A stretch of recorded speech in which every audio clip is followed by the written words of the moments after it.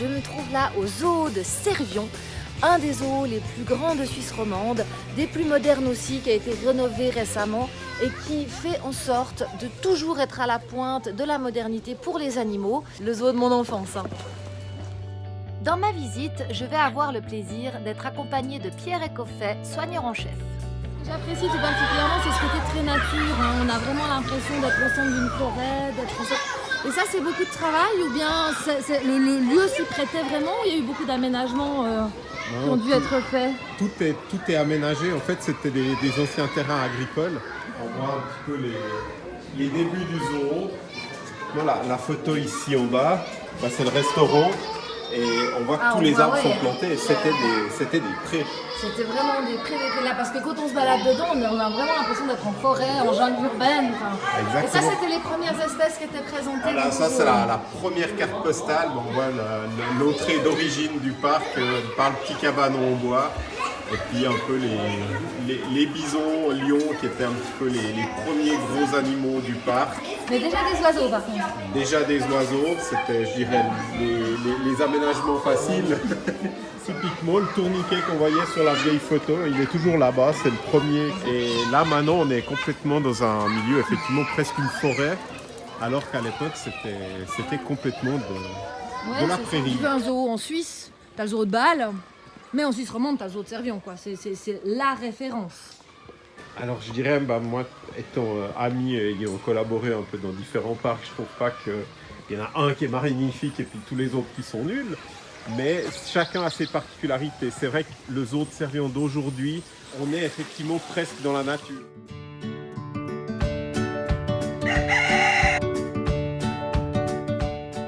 Et pour commencer, une de mes premières passions, les perroquets.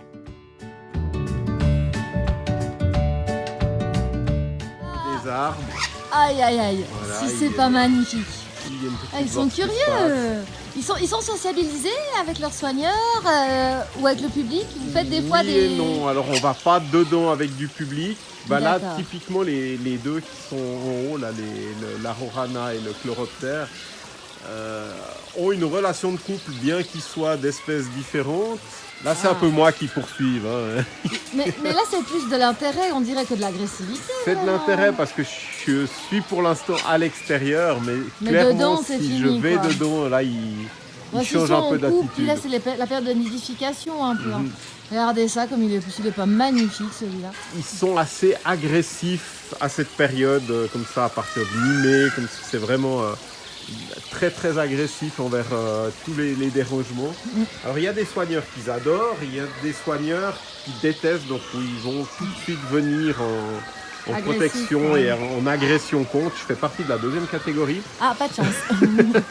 On va dire la différence d'espèces. D'ailleurs, ça donne des harlequins quand ils se croisent entre eux, des choses comme ça. Alors quand il y a de la reproduction possible, c'est de loin pas toujours le cas. C'est pas forcément souhaitable non plus, même en captivité, de faire des croisements d'espèces. Déjà que c'est des animaux qui en captivité ont besoin d'un enrichissement comportemental, vraiment beaucoup de compagnie, beaucoup d'activité. Sinon c'est des animaux qui très vite peuvent s'ennuyer, commencer à s'arracher les plumes.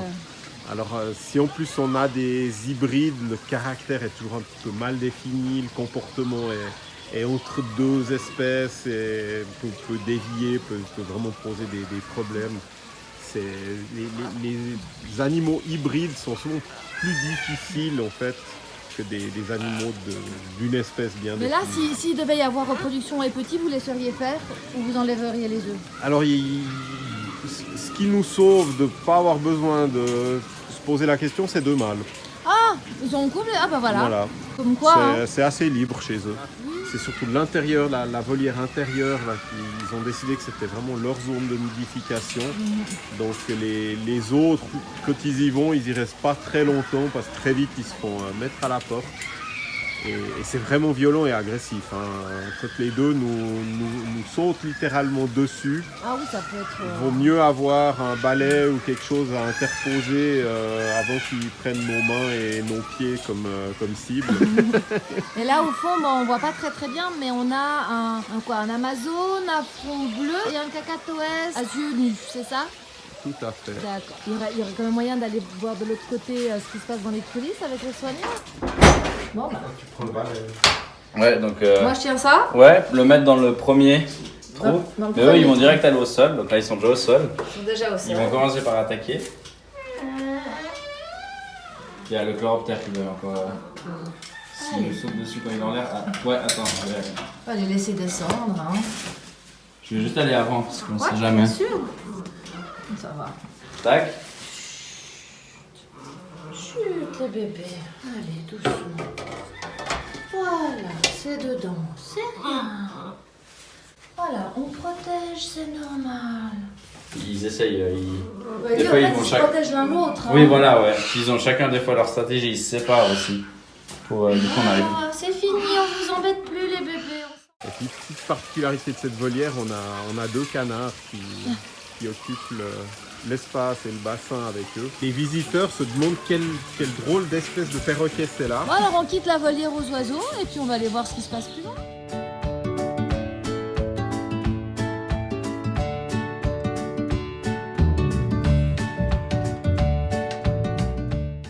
Après les belles couleurs des perroquets et celles des faisans, nous continuons notre balade.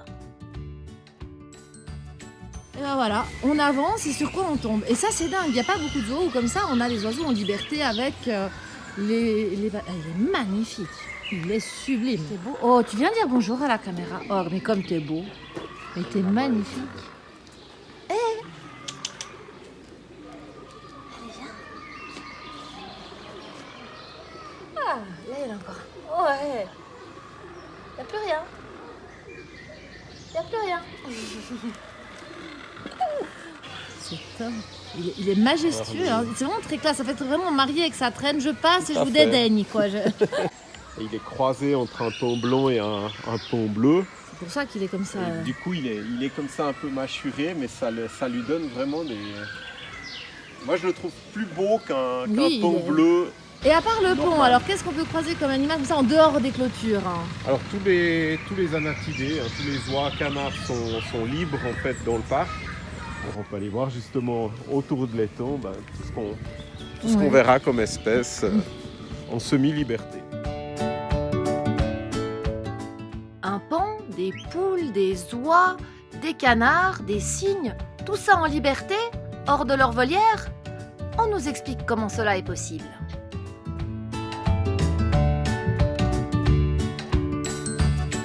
On a donc des cygnes australiens, c'est ça? Voilà, le cygne noir, originaire de l'hémisphère austral.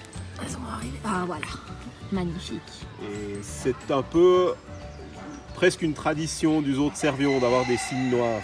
On n'avait plus de cygnes noirs parce que c'était pratiquement impossible d'en trouver des éjointés. Et on ne peut pas laisser des cygnes noirs non éjointés dans un étang libre. Ils auraient obligatoirement dû rester en volière, enfermés pour ne pas s'échapper et aller se reproduire dans la nature. Puisqu'on doit éviter d'introduire des espèces potentiellement invasives et des questions de protection de l'environnement. Donc on a la particularité de ne pas les détenir en volière. On peut donc les détenir libres dans le périmètre du parc parce que le parc est entièrement fermé, clôturé. Oui. Donc en théorie en tout cas, ils n'arrivent pas à sortir du périmètre du parc. Ils viennent d'éleveurs qui ont l'autorisation de les éjointer. C'est pas très sympathique en soi d'avoir des jeunes oiseaux auxquels on va empêcher une aile de pousser par éjointage, mais ça leur permet de vivre en liberté ensuite dans un lieu comme ça. D'accord. D'avoir à peu près 4 hectares, 5 hectares à leur disposition, mais du coup ils ne s'envolent pas. L'éjointage pour moi est acceptable uniquement pour des espèces dont le vol n'est pas le moyen de locomotion numéro 1. Des canards, des oies qui marchent beaucoup, qui nagent. Et on le fait que sur des très jeunes oiseaux, des oiseaux qui ont moins de 3 jours en règle générale. On en fait des handicapés, ça c'est clair et il faut le reconnaître. Mais on le fait avant que ça devienne un sens pour eux, quelque chose qu'ils utilisent au quotidien. Et du coup, c'est des oiseaux qui se déplacent dans un parc en marchant Et ça évite de les tenir comme les perroquets dans une volière qui est quand même une cage, qui est grillagée. Ils ont en compensation beaucoup plus de place. Et c'est un peu on voulait aussi favoriser ce mélange animaux sauvages, animaux libres. On a aussi beaucoup de nichoirs, on en voit un juste ici d'ailleurs contre l'arbre. On a une quinzaine ou une vingtaine de nichoirs à oiseaux. Et puis on ne fait pas un répertoire exhaustif de toutes les nidifications. Mais c'est assez intéressant de voir qu'on a de la citelle torcheport, on a des grimpros des jardins, on a des maisons jupées. Au milieu de leurs congénères, donc ça rend un sentiment certainement de sécurité pour eux. Et puis il y a de la nourriture à disposition à l'année. Voilà. Vraiment à discrétion. Et pas de prédateurs. Et après les petites bébêtes à plumes, nous allons voir les grosses bébêtes à poils. Les 3 petits avec la mère. Il y a des bébés. Aïe, aïe, aïe. Alors elle n'a pas 5 minutes de tranquillité.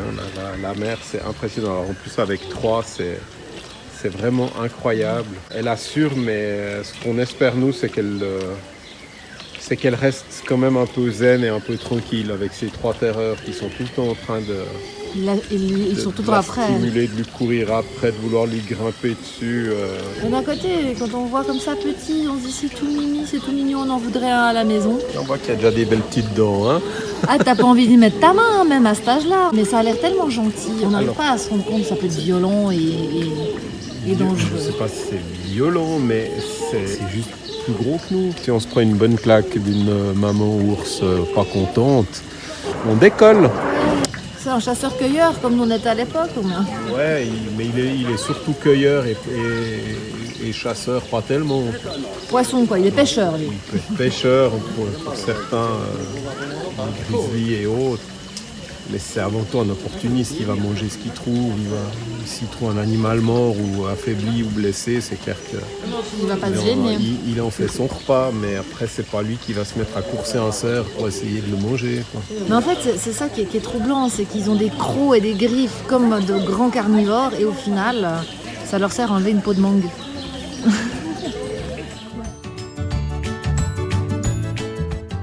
Il y a beaucoup de naissances aux zoos de Servion, c'est d'ailleurs une de leurs qualités. Pour vous le montrer, je vais vous emmener quelque part. Vous allez voir, c'est trop mignon. Et puis là, bisons qui font partie des premiers animaux du zoo. Les plus vieilles espèces détenues dans le parc, un petit peu dès sa création. Je vais juste vous montrer, regardez. Hop là, le petit pépé. Et sa mère doit le trouver très beau. D'où l'œil de la maman quand on est arrivé qui disait qu'est-ce que vous faites là? Le petit coup de narine qui m'a dit fais attention, t'approches pas. D'autant plus que c'est la dominante du troupeau. Ah, donc on va pas aller l'embêter. Hein. Madame, on va vous laisser manger elle tranquille. surveille. Ouais, les mini Shetland. Mini Shetland. Vous faites des tours à d'autres poneys avec les enfants? Mon Dieu. Elle a bientôt 25 ans, cette dame. Là. Aïe, aïe, aïe. C'est dommage, lui casser le dos avec. Mais les par enfants contre, là, dessus. les enfants, ils peuvent venir caresser Voilà. les... Si les poneys ont envie. Voilà. C'est eux Et qui des morsures de choisissent. poney, vous avez déjà eu? Non. Non. Ils mordent volontiers l'herbe, les pommes, les salades. 25 ans. Ah, si je me souviens bien, la dernière fois que je suis venue, c'est les Ils porcs ont épics. mangé. Ils ont une tellement bonne tête. Ouais. Ouais. Là, à peine il y a un mouvement brusque comme ça, on voit, il dresse les pieds. Quand ils les ouvrent comme ça, modèle un peu attention. parapluie, après ils se retournent puis ils reculent. C'est vraiment hyper pointu et c'est pas une surface, une structure lisse, donc ça héberge plein de bactéries, donc c'est quasiment l'infection assurée. Après un moment de détente avec les rongeurs, je vous emmène au bâtiment des singes, rénové tout récemment. Attention, c'est un peu brillant, mais c'est intéressant. On va assister au nourrissage des singes. Nourriture très variée, on met toujours 3 fruits et 3 légumes différents chaque jour. C'est la clé de la bonne santé, c'est une alimentation le plus variée possible. Ils sont assez sociables, hein, ces petits Les singes. lémuriens, là, ouais, c'est pas les plus sociables qu'on a, mais ils sont très attachants parce que très différents des autres singes. C'est vraiment particulier quand ils se déplacent, leur façon de se tenir, leur tête est vraiment différente, la longue queue qui se laisse typique des lémuriens. Voilà, quand ils sautent, il atterrit les pattes arrière d'abord. L'occupation est extrêmement importante. Alors déjà, quand on a construit ce bâtiment, on a voulu mettre énormément de granges, de caches, de structurer l'espace. Avant, ils avaient des box. C'était une vitre, 4 murs, un plafond. Déjà là, on a vu que l'activité était beaucoup plus grande. Simplement en leur offrant autant de possibilités de grimper, de se cacher. Ils ont tous le double de la hauteur de ce qu'ils avaient avant. On va leur faire des jeux, des pièces mobiles, des choses qui tournent, des boules.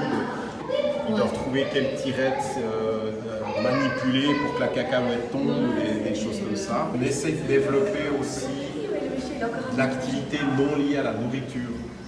Des jeux d'habileté, des choses. Avec eux, on met beaucoup les vers de farine, par exemple, au sol. C'est dans les feuilles, ils les entendent. Ils ont des nouilles extrêmement fortes et ils viennent fouiller dans les feuilles pour les trouver. Le fait que les visiteurs passent anime, enfin les singes regardent chaque personne qui passe. Déjà là, ils ont une occupation qui est offerte par la diversité des visages et des comportements humains. Mais ils ont une télévision allumée en permanence. Le divertissement, l'enrichissement comportemental, il faut qu'il soit occasionnel. S'il est continu, il n'a plus aucun intérêt.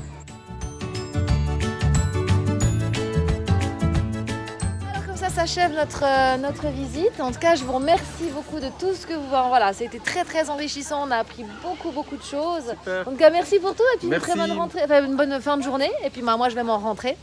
Je vais prendre peut-être une petite glace au resto avant.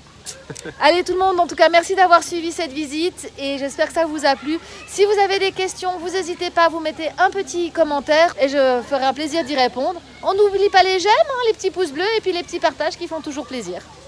Allez, une bonne fin de journée tout le monde, à très bientôt.